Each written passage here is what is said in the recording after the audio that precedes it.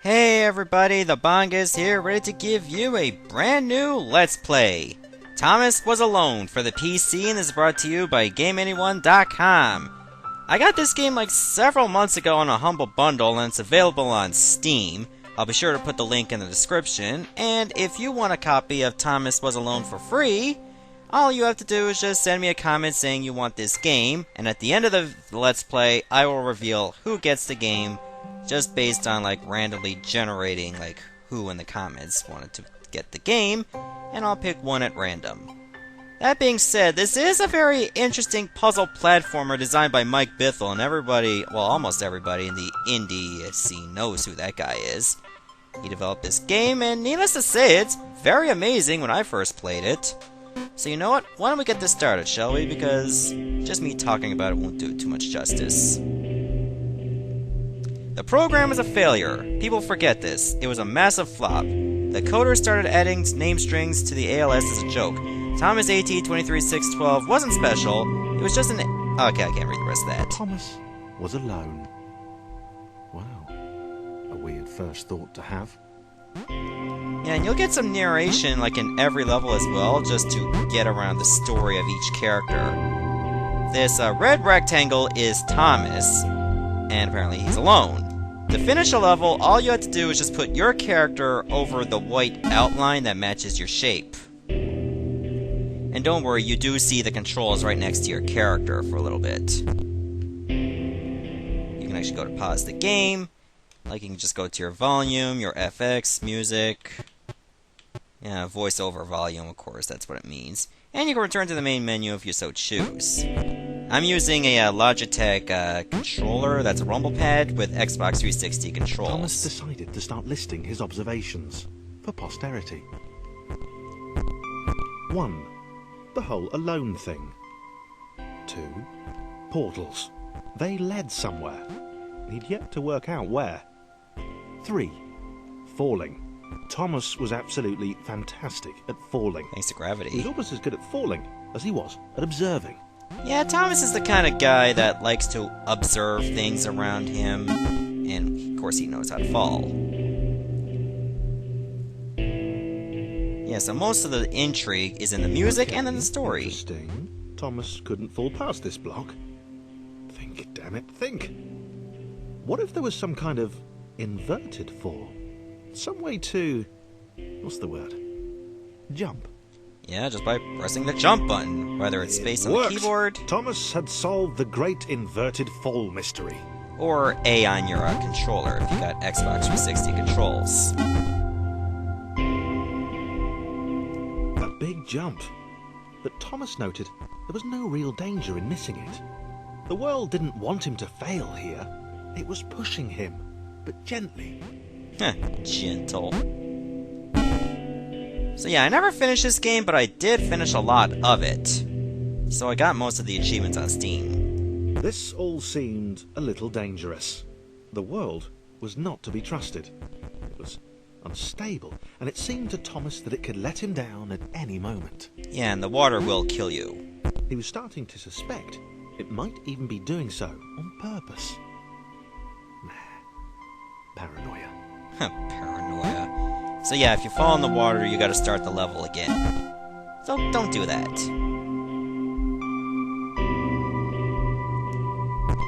Thomas wondered whether the portals were actually taking him anywhere. He felt like he was making progress, but there wasn't really any way to know. He seemed to be moving predominantly up and to the right, which might, or might not, be important. Or in some cases, up and to the left. Or down and to the left. So yeah, ever since I played this game some time ago, I really wanted to Let's Play it, just get through most of it, just to get a good feel of it, and then if I felt ready, Let's Play it, which of course is what I'm doing right now. And I've always wanted to do a little bit more indie games on YouTube lately. It might have been paranoia again, but Thomas could have sworn the world was becoming more complicated. It always seemed to be one step ahead of his skills. Well, to the most part, but I still know basic jumping. Designed just for him. He wondered why. Was the world testing him? No. Too obvious. Or maybe it is the obvious answer.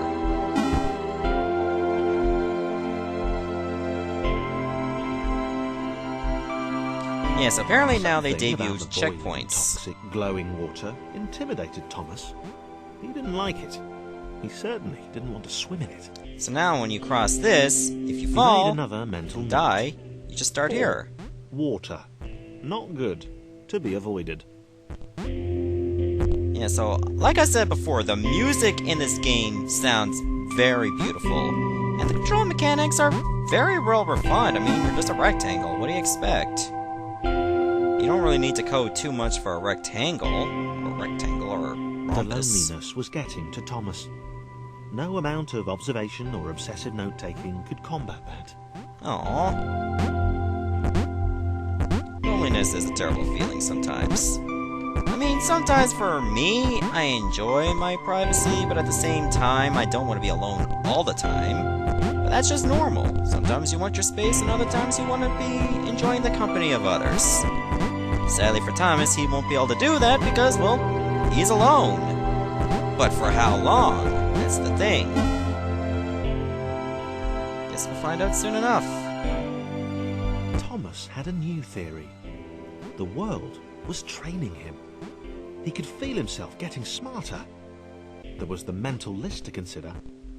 Over the minutes and seconds since his spontaneous generation, he'd become a pretty skilled jumper. And mover. And observer. He was evolving. He just wished he had someone to share it with. Maybe he will someday. Just not yet, because we're still alone. I mean, we got the company of, like, the moving rectangles and part of the environment. But sadly, that's it! He doesn't have anything else. So yeah, each chapter has 10 levels. I submitted hundreds of bug reports. I told that idiot this would happen. Overlapping scripts, more than one AI was about to respond to an environment at some point. Turns out I missed the point. That little error changed everything. Oh, looks like we're not alone Chris after all. took an immediate and deep dislike to the skinny red rectangle. Who the hell did this Thomas think he was? Yep, so apparently this orange square is Chris. Thing is, he can't really jump that high, but he's a little bit, like, shorter than Thomas, so he can squeeze through spots that are a little bit, tight. So basically, just to get up there, just use Thomas as a platform so that Chris can over to this side, and Thomas can get over here. I might as well just finish this chapter as well, because it's a bit short. Huh, I've got the Mario achievement. Chris had been doing fine. He wasn't the highest Oops. jumper, but he'd held his own. He'd even been graceful at times. Huh, graceful. Well, not actually. Not technically graceful. Probably the wrong word, but you know, fine. There was that skinny little runt leaping about like he owned the place. Well, maybe he did for some time. He was alone, so who else owned it? Oh, damn. Hopefully that doesn't hurt me. So yeah, just pressing the L and R buttons on your controller or Q and E on the keyboard allows you to change characters. You will be doing that a lot to solve the puzzles here. Trust me on this one. Now, that seems a bit loud. Maybe I should turn it down a smidgen? I apologize for people that have been getting a little deaf because of the music. Yeah, so Chris is apparently supposed to go to the lower right, meanwhile Thomas is supposed to go all the way to the left. And that's how you're going to solve this level. In certain levels, you'll find these, like, black outline squares, and they're pretty much achievements on Steam. But it's nice to grab them all just for the sake of doing so. Okay, this was more like it. A glowy white thing. Only Chris could get to it, which of course made it all the more enticing. What would it do? What new opportunity might this switch open up to him? Well, let's find out. Yep, it allows us to progress. Alright, so sadly you will be using these kinds of jumps a lot because Chris cannot jump very high. Great, great. Another chance for Thomas to jump slightly higher than Chris. How fortunate. Seriously, this made the whole switch pressing thing entirely worthwhile. Well, that's the only way we can finish the level, so there we go. Now mind you, some levels are going to get trickier. Was this good? Because On the surface, it did not seem good. Chris was pretty scared. Little Red seemed fine, happy to be on his merry little adventure. Right, now this time Chris has to be Chris the couldn't building shake block. the feeling that things had taken a significant turn for the worse since Thomas had joined him. Only in Chris's Sure, opinion. he'd been able to piggyback his way to ever so slightly higher platforms, but where had that got him? Well, to ever so slightly higher platforms, which was sort of his point. I like the banter and the dialogue. It's often pretty unique and sometimes funny. Makes a little bit of references to pop culture now and then. So it's very enjoyable in that remark. Chris stared at Thomas with pure hatred. Uh-oh. He seemed so very happy at their situation. Friends together, a brave fellowship of quadrilaterals on a quest for greatness. That would be fine. But it was all the obvious observation that Thomas was doing which grated. Every time they saw something vaguely new, Chris would hear a satisfied little from the vaulting idiot. Jeez. He hoped the next portal would split them up, if only for a few levels. Chris is a little antisocial at times. I don't like that. Being a little individualist. Okay, so if I go this way with Thomas, I'm guessing I'm supposed to take Chris down the bottom path. Careful. There we go. And there we go. I don't know if Chris can make these jumps. Let's find out. Just remember not to get into the water, because that will kill you.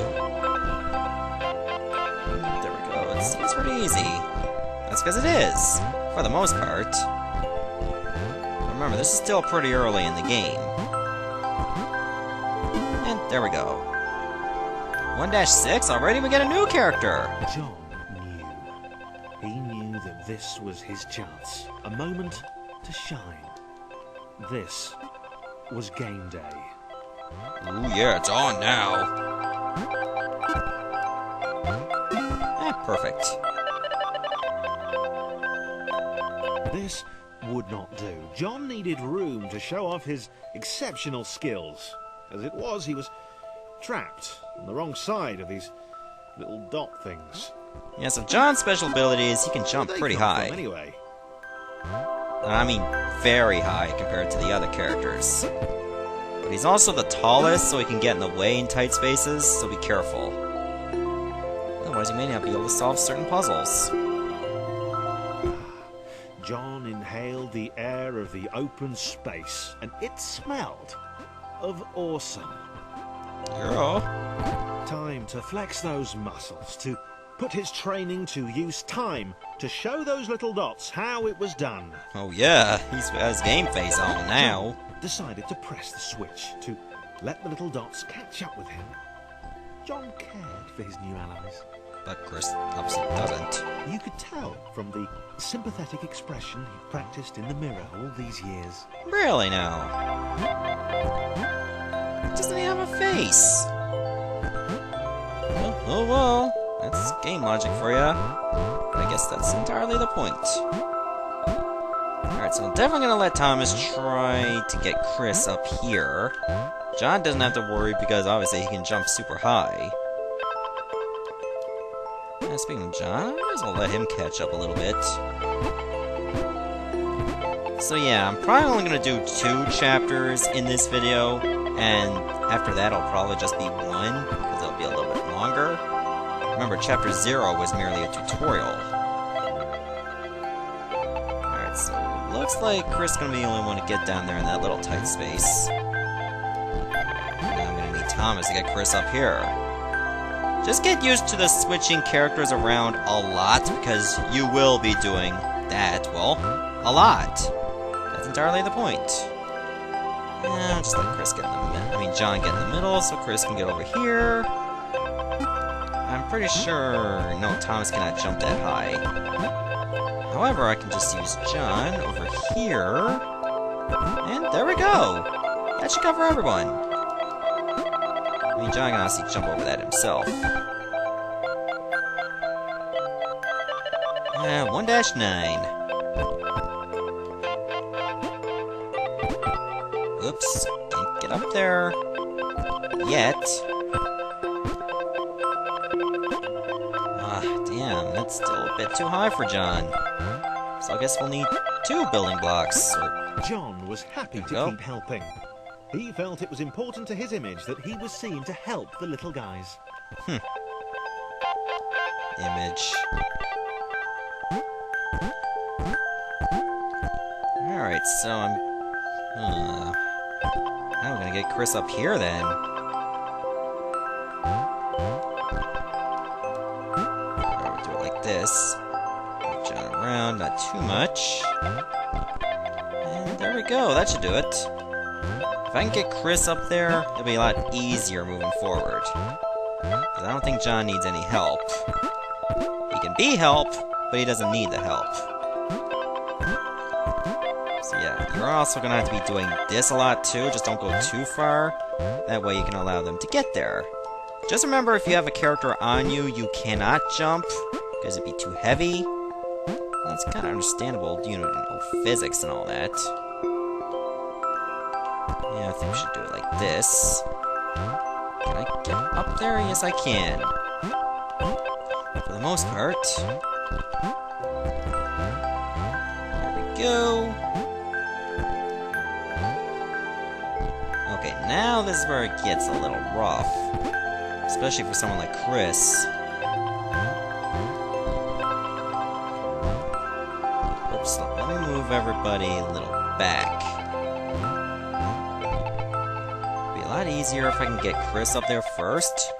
This is going to be the hardest. But if I can get him up there, I can get everyone else up there. He didn't mind them so much either. The red one, Thomas, had a charming way of applauding every time John jumped. Huh. How? He doesn't have hands. Maybe a voice, but still. That's just the weird part.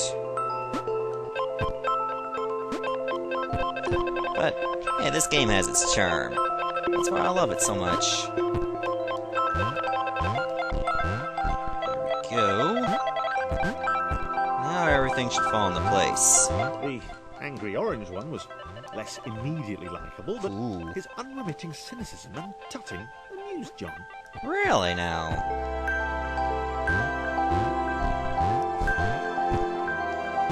Alright, so I guess that should allow Chris to get up here. It should... No, there's still a little bit more to do.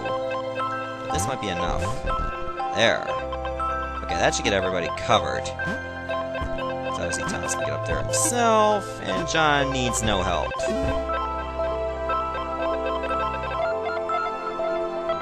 Alright, 1-10. This is the final level of this chapter. This is interesting. A floating target. This would require coordination, balance, and timing.